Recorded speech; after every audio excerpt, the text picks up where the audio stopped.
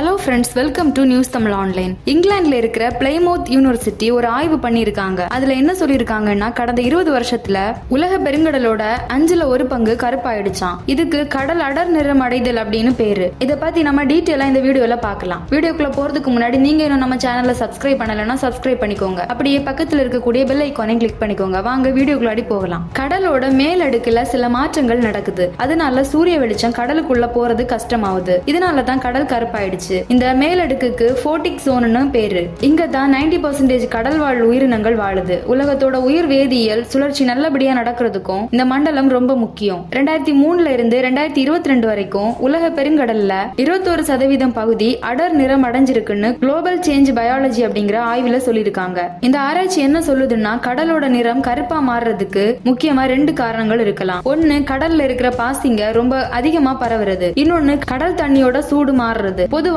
ஊட்டச்சத்து அதிகமா இருக்கிற தண்ணி கடலோர பகுதியில மேல எழும்பி வர இடங்கள்ல தான் கடல் ரொம்ப கருப்பா இருக்கும். மழை ரொம்ப அதிகமா பெய்யும் போது விவசாய நிலத்தில இருந்து கழிவுகளும் மண்ணுல இருக்கிற கெட்டியான விஷயங்களும் கடலுக்குள்ள வந்து சேரும். இது பிளாங்டன்கிற சின்ன சின்ன உயிரினங்களுக்கும் நல்ல சாப்பாடா மாறிடும். இப்போ காலநிலை மாற்றம்னு சொல்றதால உலகத்துல பல இடங்கள்ல மழை ரொம்ப அதிகமாவும் ரொம்ப பலமாவும் பெய்யுது. திறந்த கடல்ல மேற்பரப்பு தண்ணியோட சூடு அதிகமாயிட்டதால வெளிச்சத்தை மறைக்கிற அளவுக்கு பிளாங்டன்களோட எண்ணிக்கை அதிகமாகி இருக்கலாம்.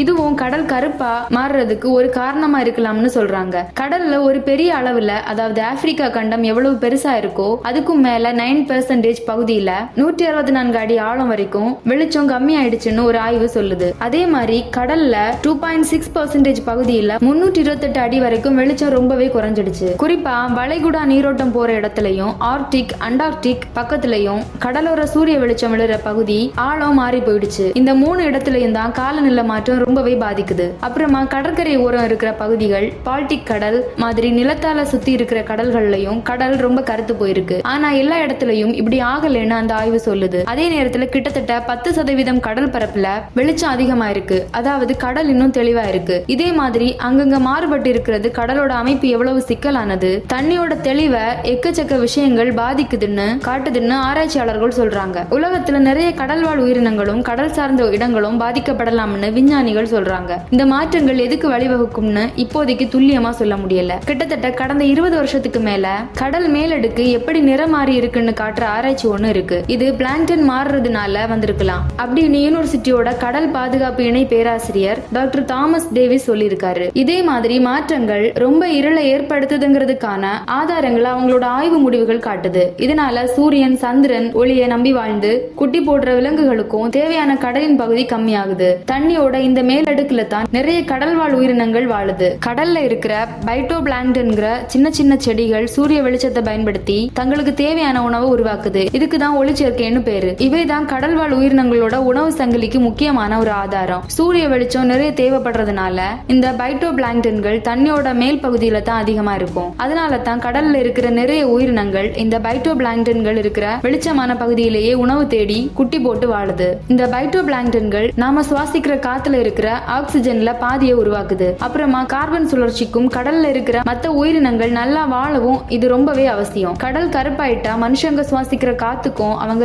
சாப்பிடுற மீனுக்கும் உலகத்தோட நிலை மாறுறத சரி பண்றதுக்கான போராட்டத்துக்கும் பாதிப்பு வரும்னு டேவிஸ் சொல்றாரு. இவங்களோட கண்டுபிடிப்புகள் உண்மையாவே கவலைப்பட வேண்டிய விஷயத்தை காட்டுது. பிளைமவுத் மரைன் ஆய்வகத்தோட கடல் உயிரி வேதியியல் மற்றும் கண்காணிப்புகளுக்கான அறிவியல் தலைவரான பேராசிரியர் டிம் ஸ்மித் என்ன சொல்றாருன்னா, அங்க நடக்கிற மாற்றங்களால வெளிச்சம் தேவைப்படுற சில கடல்வாழ் உயிரினங்கள் மேல வரலாம். இதனால உணவுக்கும் மற்ற விஷயங்களுக்கும் போட்டி அதிகமாகும். இது மொத்த கடல் சுற்றுச்சூழல் அமைப்பிலேயே பெரிய மாற்றங்களை உண்டு பண்ணலாம் அப்படின்னு பேராசிரியர் ஸ்மித் சொல்றாரு. Darkening of the global ocean அப்படின்னு ஒரு ரிசர்ச் பண்ணிருக்காங்க. அதுக்காக நம்ம சயின்டிஸ்டுங்க மேம்பட்ட கடல் மாதிரியோட கிட்டத்தட்ட 20 வருஷ சேட்டலைட் டேட்டாவையும் அனலைஸ் பண்ணிருக்காங்க. நாசாவோட ஓஷியன் கலர் வெப் டேட்டா என்ன பண்ணுதுன்னா, உலக கடலை 9 கிலோமீட்டர் சைஸ் பிக்சல்ஸா பிரிக்குது. இந்த டேட்டாவை வச்சு தான் ஒவ்வொரு பிக்சல்லையும் கடல் மேல நடக்கிற மாற்றங்களை ஆராய்ச்சியாளர்கள் கண்காணிச்சிருக்காங்க. அதே நேரத்துல கடல் தண்ணியில ஒளியை அளக்கிறதுக்கு ஒரு அல்காரிதம் கண்டுபிடிச்சிருக்காங்க. அதை வச்சு ஒவ்வொரு இடத்துலயும் ஒளி மண்டலம் எவ்வளவு ஆழமா இருக்குன்னு கணக்கு போட்டிருக்காங்க. சூரியன் சந்திரன் வெளிச்சம் மாறுறதுனால பகல்லையும் ராத்திரியிலையும் ஒளி நிலைகள் எப்படி மாறுது, அது கடல் உயிரினங்களை எப்படி பாதிக்குதுன்னு கண்டுபிடிக்க அதுக்கான மாடல்களை பயன்படுத்தி இருக்காங்க. இந்த ரிசர்ச்ல என்ன தெரிஞ்சதுன்னா, ராத்திரியில ஒளி அளவு மாறுறது பகலை விட கம்மியா தான் இருந்துச்சாம். ஆனா அதுவும் சுற்றுச்சூழல் ரீதியா ரொம்ப முக்கியமா இருந்துச்சுன்னு சொல்லியிருக்காங்க. இந்த வீடியோ உங்களுக்கு பிடிச்சிருந்தா லைக் பண்ணுங்க, ஷேர் பண்ணுங்க. அப்படியே நம்ம நியூஸ் தமிழ் ஆன்லைன் சேனலையும் சப்ஸ்கிரைப் பண்ணிக்கோங்க. தேங்க்ஸ் ஃபார் வாட்சிங்.